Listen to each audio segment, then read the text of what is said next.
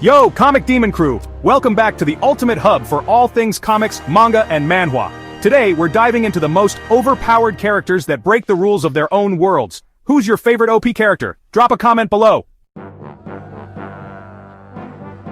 First up, we got the OG One Punch Man himself, Saitama. This guy's like that friend who always wins at fighting games, even though they swear they suck. Saitama's whole deal is that he's literally broken the limits of his world. Training? He just did some push-ups and boom, invincible. Villains show up, hype themselves up for the ultimate showdown, and bam! One punch, lights out. He's the ultimate troll to every shonen protagonist who trains for hours on end. What's even funnier is that Saitama's biggest enemy isn't some intergalactic warlord or anything, it's boredom. He wanders around looking for a worthy opponent. Talk about a first world problem. It's like he's stuck in an endless loop of I'm too strong, I'm so bored. Next up is Rimuru Tempest, the slime who said, screw it, I'm gonna be a god. Rimuru starts as your average everyday salaryman, gets stabbed, and boom, reincarnated as a slime in a fantasy world. This ain't no ordinary slime. This slime devours everything in its path, literally, and gains their powers. He befriends monsters, builds a nation, and before you know it, he's chilling with dragons and challenging gods. What makes Rimuru so cool is that he's not just about brute force. He's got the brains and the brawn. Plus he's got a heart of gold, always looking out for his friends and allies. He's basically the ideal ruler. By the end, he's basically rewriting the laws of reality like it's nothing. It's like watching someone speedrun a video game on God mode. Let's be real, we all wish we were as cool as Gojo Satoru. This dude shows up in Jujutsu Kaisen like, I'm here to steal the show, and steals it. He does. He's got the looks, the charm, and oh yeah, the ability to warp reality with his mind. Seriously, this guy's power is called infinity, and it's exactly what it sounds like.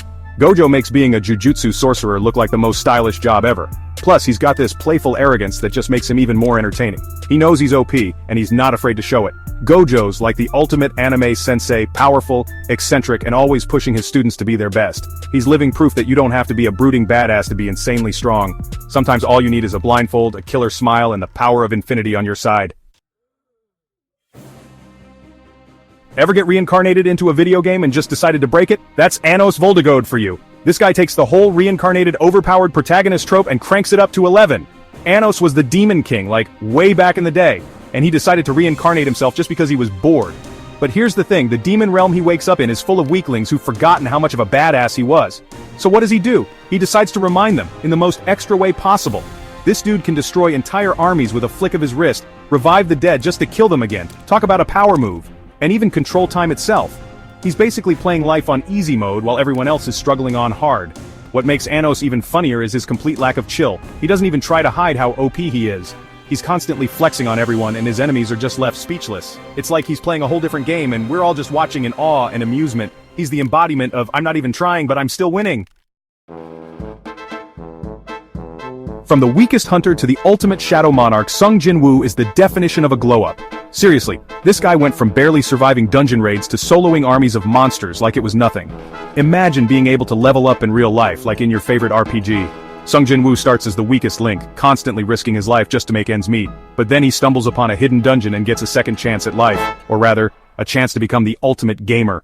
He's basically playing life on hardcore mode with cheat codes. The best part? He doesn't just gain power, he amasses an army of shadow soldiers, each one more badass than the last. We're talking giant knights, agile assassins, even a freaking dragon. Sung Jin-Woo's journey is all about pushing past your limits and embracing the grind. He shows us that even the weakest can rise to the top with enough determination. Plus, who doesn't love a good revenge story? He goes from being hunted to the hunter, and it's incredibly satisfying to watch him unleash his powers on those who underestimated him. Not every OP character needs to shoot lasers from their eyes or punch through dimensions. Some are just really good at video games. Yes, Shu, the god of glory, is a prime example. He was the captain of the championship team, but due to some shady business, he gets kicked out and forced to retire. But does that stop him? Nope. He simply creates a new account and embarks on a quest to reclaim his throne. What makes Yeshu so cool is his strategic mind and his unwavering determination. He might not have any superpowers in the real world, but in the game, he's an absolute monster. He can predict his opponent's moves, outmaneuver entire teams, and pull off insane combos that would make your head spin. Yeshu proves that you don't need superhuman abilities to be OP. All you need is passion, dedication, and a really fast internet connection. Talk about second chances. Neely gets reincarnated back in time, but this time, he's armed with the knowledge of his past life. It's like knowing all the answers to a test before you even take it. Neely was once a powerful warrior who died protecting his city, but through a twist of fate, he's given a second shot at life. However, he's not just reliving his past, he's using his knowledge to change his destiny and protect those he cares about. He masters powerful cultivation techniques, forges alliances, and outsmarts his enemies before they even realize they're playing his game.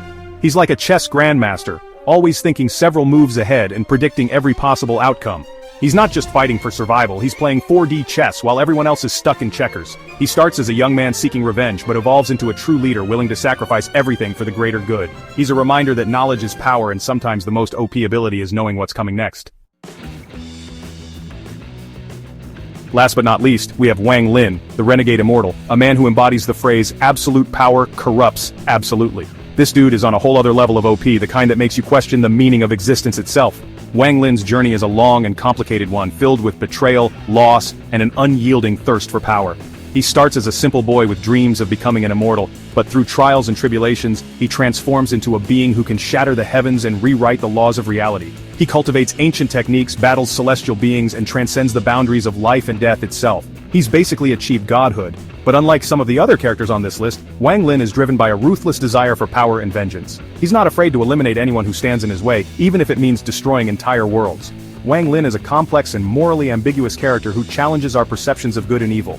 He shows us that ultimate power comes at a price, and sometimes, the journey to the top can leave you more empty than fulfilled. He's a reminder that even in the face of unimaginable power, it's our choices that truly define who we are. Alright comic demons, who is the most OP? While Saitama is literally built different, characters like Rimuru and Sung Jin-Woo keep evolving to god tier levels. What do you think? Comment below your top OP characters. Did I miss anyone? If you love manga, manhwa, and OP characters, make sure to smash that like button and subscribe. Next time we're talking about the strongest villains in manga and manhwa. Don't miss it.